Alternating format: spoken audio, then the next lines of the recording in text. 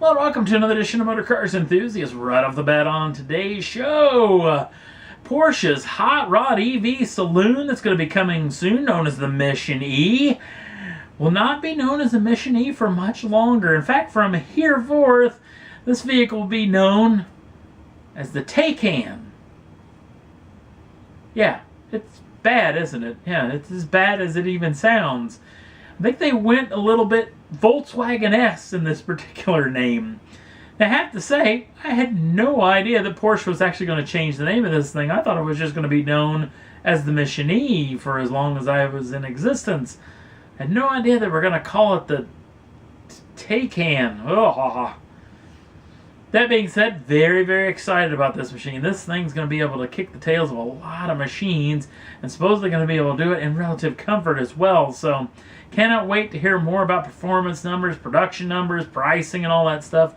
And we'll keep you in tune when the new Taycan hits dealer showrooms, hopefully very, very soon.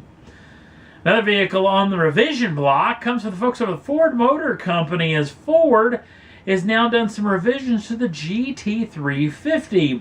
Now, there is some sad rumors floating around the old interwebs that the GT350 will not continue on when this vehicle gets its big body style change coming up in the year 2022. Now, obviously, that's still a couple of 3 years away, so Ford Motor Company could change their mind coming up before that new machine. But there is a lot of scuttlebutt that this vehicle will be the last generation of this machine.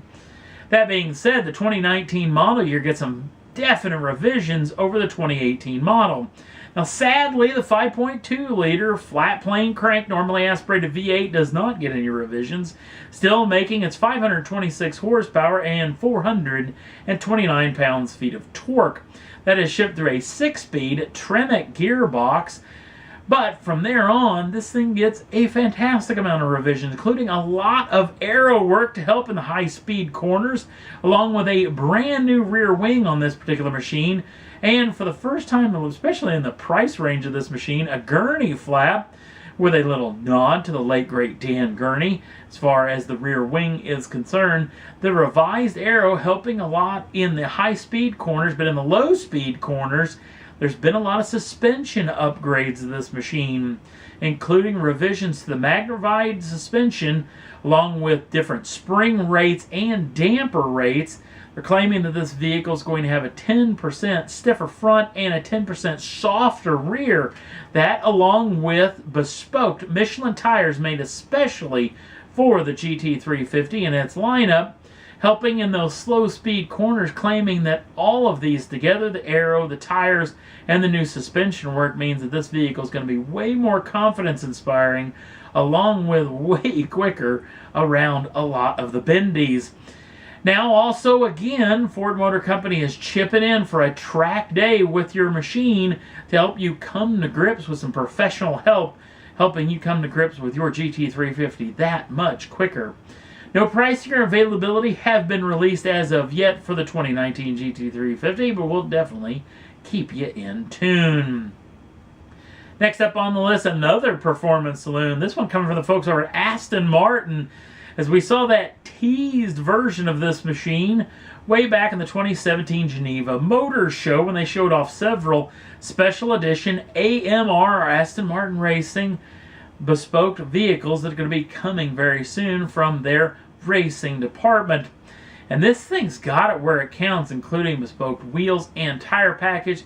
The vehicle's been lowered. It's got different damper and spring rates along with that. A lot of aero work. Bespoke front nose on this machine.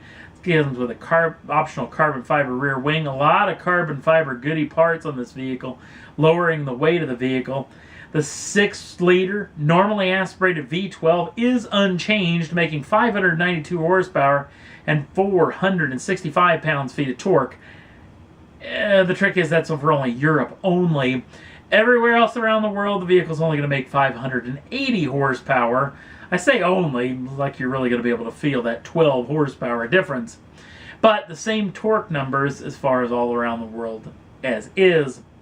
Now, the trick is this vehicle's going to be able to do 0 to 60 pretty quick in just 4.3 seconds with a top speed of 210 miles an hour. Now, along with that, the braking system's been upgraded to carbon ceramic brakes. Now, the trick is, if you want to repeat for long distance cruising, probably go with the standard one, as this is going to be maybe a little bit too hardcore if you want to do some long distance cruising. This is going to be more of a track day special, even though a track day four-door does sound quite intriguing. Rumors is that they're only going to build 210 of these machines, so it's going to be very, very rare, and that's for the world. And early reports are going to cost just a touch under $250,000, but those numbers have yet to be released officially. So we'll definitely keep you in tune of what we hear about this machine. The Aston Martin Rapide AMR, definitely in the future. And last up on the list, we talked about Michelin tires. Well, Michelin's been hard at work over the past several months and years, and apparently they're very, very close to a brand new tire that's going to have a speed rating of 300 miles an hour. Now, there's a lot of machines that's going to work very, very well. You're thinking of the folks over at Koenigsegg, obviously the folks over at Bugatti. Would definitely love to get hold of these tires to really get to see what that brand new Chiron could do as far as its top speed, and not a limited top speed. And according to those folks down in Texas known as Hennessy, building that brand new F5 hypercar, they're talking about their overall goal is for that thing to reach 300 miles an hour and be the first time for a production vehicle. So obviously, these Michelin tires are going to be well in demand. Now the trick is, with a 300 mile an hour speed rating, I wonder what the tread wear rating, especially at 300 miles an hour, I'm assuming you're probably only going to get 7, 8, 9, 10 miles maybe out of these tires at that sustained 300 miles an hour before these tires are going to probably much be used up. So can't wait to hear a whole lot more about these brand new 300 mile an hour Michelin tires. Going to hear more about them very, very soon. And that's all there was that I thought was worth talking about for this edition of Motor Cars Enthusiast. Don't forget to like us over on the Facebook page. Links down in the show notes. Also, if you'd like to subscribe to the channel, you can do so at any time and get the first dibs in the brand new shows as soon as they come out. Thanks for watching. See you again real soon.